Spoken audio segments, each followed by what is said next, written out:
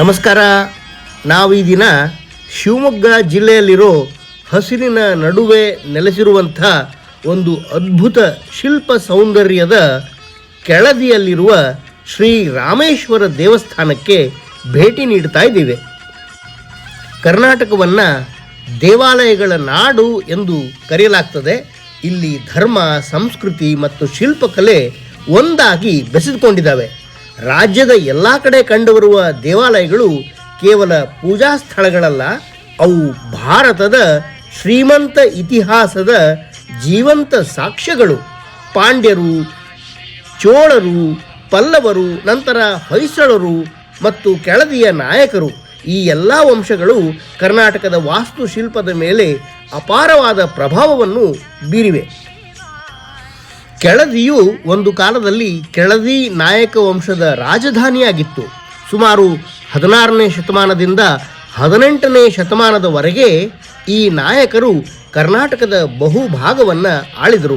ಕೆಳದಿಯ ನಾಯಕರು ಕೇವಲ ಯೋಧರಷ್ಟೇ ಅಲ್ಲ, ಅವರು ಕಲೆಯ ಮತ್ತು ಧರ್ಮದ ಮಹಾನ್ ಪೋಷಕರಾಗಿದ್ದರು. ಅವರ ಆಳ್ವಿಕೆಯ ಸಮಯದಲ್ಲೇ ಈ ಸುಂದರವಾದ ಶ್ರೀ ರಾಮೇಶ್ವರ ದೇವಸ್ಥಾನ ನಿರ್ಮಾಣವಾಯಿತು. ಇದು ಆ ಕಾಲದ ರಾಜಕೀಯ ಶಕ್ತಿ, ಧಾರ್ಮಿಕ ನಂಬಿಕೆ ಮತ್ತು ಶಿಲ್ಪ ಕೌಶಲ್ಯದ ಪ್ರತಿಬಿಂಬವಾಗಿದೆ. ಈ ದೇವಸ್ಥಾನ ಭಗವಾನ್ ಶಿವನಿಗೆ ಸಮರ್ಪಿತವಾಗಿದೆ. ಇಲ್ಲಿ ಶಿವನನ್ನು ಶ್ರೀ ರಾಮೇಶ್ವರ ಎಂದು ಆರಾಧಿಸಲಾಗುತ್ತದೆ. ರಾಮೇಶ್ವರ ಎಂಬ ಹೆಸರು ಶಿವನ ಪರಮತತ್ವವನ್ನು, ಸೃಷ್ಟಿ ಲಯಗಳ ಅಧಿಪತಿಯನ್ನು ಸೂಚಿಸುತ್ತದೆ. ದೇವಾಲಯದ ಆವರಣದಲ್ಲಿ ಪಾರ್ವತೀದೇವಿ, ಗಣೇಶ ಮತ್ತು ನಂದಿದೇವರ ವಿಗ್ರಹಗಳೂ ಇದ್ದು ಸಂಪೂರ್ಣವಾಗಿ ದೈವಿಕ ವಾತಾವರಣವನ್ನು ನಿರ್ಮಿಸುತ್ತವೆ. ಕೆಳದಿಯ ಶ್ರೀ ರಾಮೇಶ್ವರ ದೇವಸ್ಥಾನವು ಕೆಳದಿ ನಾಯಕ ವಾಸ್ತುಶಿಲ್ಪ ಶೈಲಿಯ ಅದ್ಭುತ ಉದಾಹರಣೆ. ಇಲ್ಲಿ ದ್ರಾವಿಡ ಮತ್ತು ಹೊಯ್ಸಳ ಶೈಲಿಗಳ ಮಿಶ್ರಣವನ್ನು ಸ್ಪಷ್ಟವಾಗಿ ಕಾಣಬಹುದು. ಎತ್ತರದ ಗೋಪುರಗಳಿಗಿಂತ ಇಲ್ಲಿನ ಶಿಲ್ಪ ಸೌಂದರ್ಯ, ಸಮತೋಲನ ಮತ್ತು ಸೂಕ್ಷ್ಮ ಕೆತ್ತನೆಗಳು ದೇವಾಲಯದ ನಿಜವಾದ ಸೌಂದರ್ಯವಾಗಿವೆ.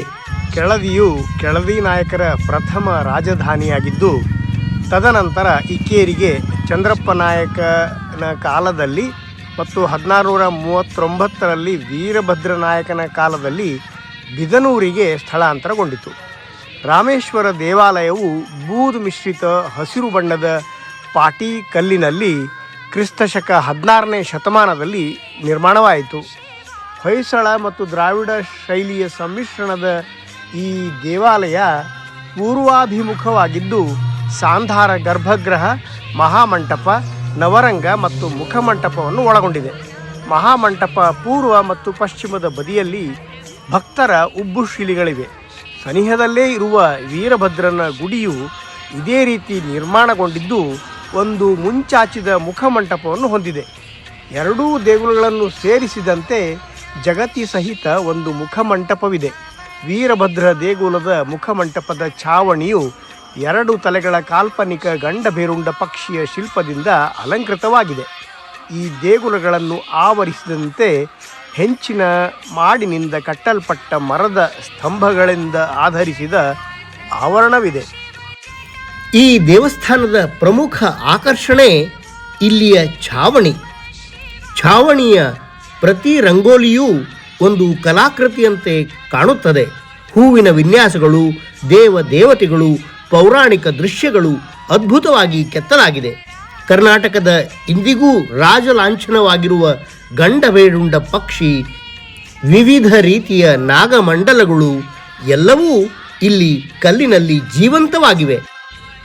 ಆಧುನಿಕ ಉಪಕರಣಗಳಿಲ್ಲದೇ ಈ ಮಟ್ಟದ ಶಿಲ್ಪಕಲೆ ಸಾಧಿಸಿದ ಪ್ರಾಚೀನ ಶಿಲ್ಪಿಗಳ ಪ್ರತಿಭೆ ನಿಜಕ್ಕೂ ಅಚ್ಚರಿಯಾಗಿದೆ. ದೇವಾಲಯವು ಸಾಂಪ್ರದಾಯಿಕ ವಿನ್ಯಾಸವನ್ನು ಹೊಂದಿದೆ. ಗರ್ಭಗೃಹ, ನವರಂಗ ಮಂಟಪ ಮತ್ತು ವಿಶಾಲವಾದ ಮುಖಮಂಟಪ ಇವು ದೇವಸ್ಥಾನದ ಪ್ರಮುಖ ಭಾಗಗಳು. ಗರ್ಭಗೃಹದಲ್ಲಿ ಪ್ರತಿಷ್ಠಾಪಿಸಲಾದ ಶಿವಲಿಂಗವು ವಾಸ್ತು ಮತ್ತು ಆಗಮಶಾಸ್ತ್ರದ ನಿಯಮಾನುಸಾರ ಸ್ಥಾಪಿತವಾಗಿದೆ. ಮಂಟಪಗಳ ಮೇಲ್ಛಾವಣಿಯಲ್ಲಿ ಕಮಲ ಹಾಗೂ ಜಾಮಿತೀಯ ವಿನ್ಯಾಸಗಳು ಅಭೂತಪೂರ್ವವಾಗಿ ಕಣ್ಣಿಗೆ ಬೀಳುತ್ತವೆ. ಕೆಳದಿಯ ಶ್ರೀ ರಾಮೇಶ್ವರ ದೇವಸ್ಥಾನ ಕೇವಲ ದೇವಾಲಯವಲ್ಲ, ಇದು ಕರ್ನಾಟಕದ ವಾಸ್ತುಶಿಲ್ಪದ ಇತಿಹಾಸದ ಪ್ರಮುಖ ಅಧ್ಯಾಯ. ಹೊಯ್ಸಳ ಶೈಲಿ ಮತ್ತು ವಿಜಯನಗರ ಪ್ರಭಾವದ ನಡುವಿನ ಪರಿವರ್ತನೆಯ ಹಂತವನ್ನು ಇದು ಪ್ರತಿನಿಧಿಸುತ್ತದೆ. ಇತಿಹಾಸಕಾರರು ಮತ್ತು ಶಿಲ್ಪಕಲಾ ಪ್ರಿಯರಿಗೆ ಈ ದೇವಸ್ಥಾನ ಅಧ್ಯಯನದ ಅಮೂಲ್ಯ ಕೇಂದ್ರವಾಗಿದೆ. ನೀವು ಭಕ್ತರಾಗಿರಲಿ, ಇತಿಹಾಸಕ್ತರಾಗಿರಲಿ ಅಥವಾ ಪ್ರವಾಸಿಗರಾಗಿರಲಿ, ಕೆಳದಿಯ ಶ್ರೀ ರಾಮೇಶ್ವರ ದೇವಸ್ಥಾನ ನಿಮಗೆ ಅಪೂರ್ವ ಅನುಭವ ನೀಡುತ್ತದೆ. ಇಲ್ಲಿ ನೀವು ಪ್ರಾಚೀನ ಶಿಲ್ಪಕಲೆಯನ್ನು ಕಾಣಬಹುದು, ಆಧ್ಯಾತ್ಮಿಕ ಶಾಂತಿಯನ್ನು ಅನುಭವಿಸಬಹುದು, ಕರ್ನಾಟಕದ ಮರೆಮಾಚಿದ ವೈಭವವನ್ನು ಅರಿಯಬಹುದು.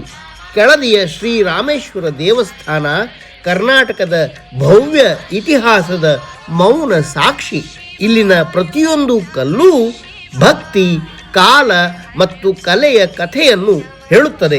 ಇದು ಕೇವಲ ಕಲ್ಲಿನ ಕಟ್ಟಡವಲ್ಲ, ಇದು ಶ್ರದ್ಧೆ ಮತ್ತು ಶಾಶ್ವತೆಯ ಸಂಕೇತವಾಗಿದೆ. ಮಹಾಶಿವರಾತ್ರಿಯ ಸಮಯದಲ್ಲಿ ಈ ದೇವಸ್ಥಾನ ಅತ್ಯಂತ ವೈಭವದಿಂದ ಕಂಗೊಳಿಸುತ್ತದೆ. ಸಾವಿರಾರು ಭಕ್ತರು ಸೇರಿ ವಿಶೇಷ ಅಭಿಷೇಕ, ಪೂಜೆ ಮತ್ತು ಜಾಗರಣೆಗಳಲ್ಲಿ ಪಾಲ್ಗೊಳ್ಳುತ್ತಾರೆ. ಮಂತ್ರೋಚ್ಚಾರಣೆ, ದೀಪಾಲಂಕಾರ ದೇವಾಲಯವನ್ನು ದೈವಿಕ ಶಕ್ತಿಯಿಂದ ತುಂಬಿಸುತ್ತದೆ. ಶಿವಮೊಗ್ಗದಿಂದ ಕೇವಲ 80 ಕಿಲೋಮೀಟರ್ ದೂರದಲ್ಲಿರುವ ಈ ದೇವಸ್ಥಾನವನ್ನು ನೀವೊಮ್ಮೆ ಸಂದರ್ಶಿಸಲೇಬೇಕು. ವಂದನೆಗಳು.